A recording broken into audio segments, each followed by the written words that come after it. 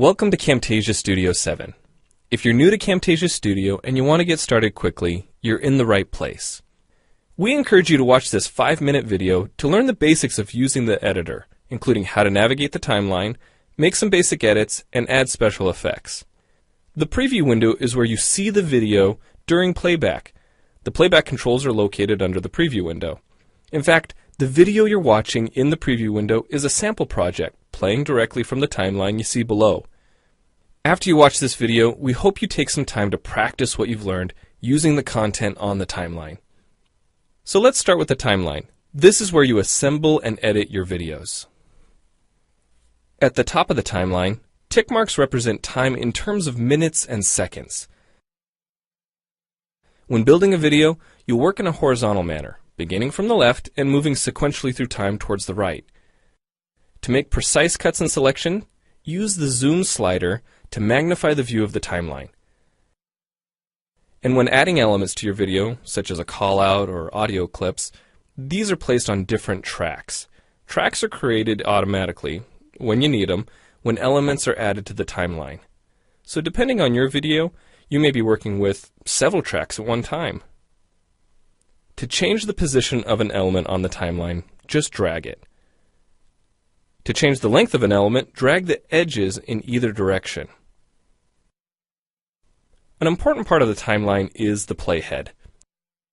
The playhead moves the timeline and indicates the current frame displayed in the preview window. To view your video, click play in the preview window. Notice how the video and the timeline's playhead stay in sync? Click anywhere on the timeline and the playhead moves to that point. The green section of the playhead is called the in point.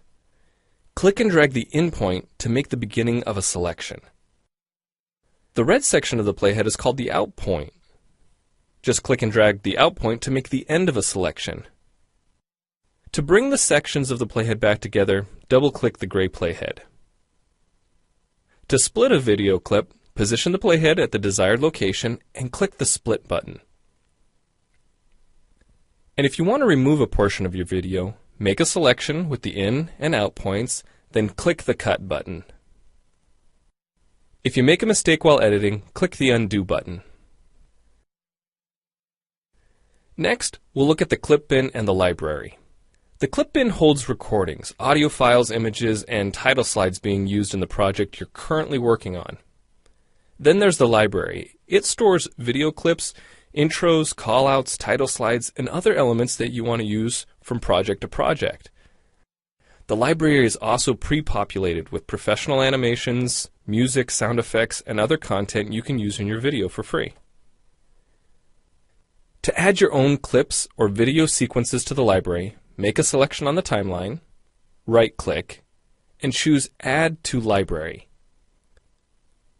To include clips and other elements in your video, drag them from the clip bin or library and drop them onto the timeline.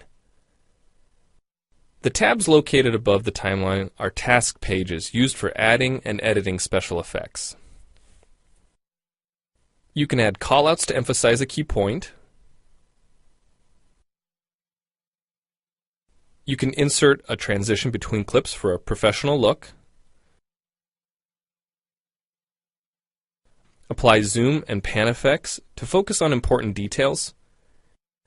And draw attention to the cursor by changing the color, size, and more. If you double-click an element on a track, the playhead moves to the beginning of that element, and its task page opens, allowing you to make edits to that element. So we've shown you a few ways you can navigate and edit your video, but how do you get content into your video? Well, to make a new screen recording, click the Record Screen button. If you already have an audio or video recording to use, click the Import Media button. When you've made edits and added effects to your video and you're ready to share it, you need to produce the project to create a shareable video. Click the Produce and Share button, step through the wizard, and Camtasia Studio creates a viewer-friendly, shareable MP4 file ready to upload to screencast.com, your blog, or a website. Well, it's time for you to try Camtasia Studio out for yourself using the content on the timeline. The help file in Camtasia Studio will help you use each of the Camtasia Studio features and applications. The Learning Center on TechSmith.com has in-depth video tutorials and other sample projects to download and practice with. So we hope you enjoy Camtasia Studio. And happy screencasting!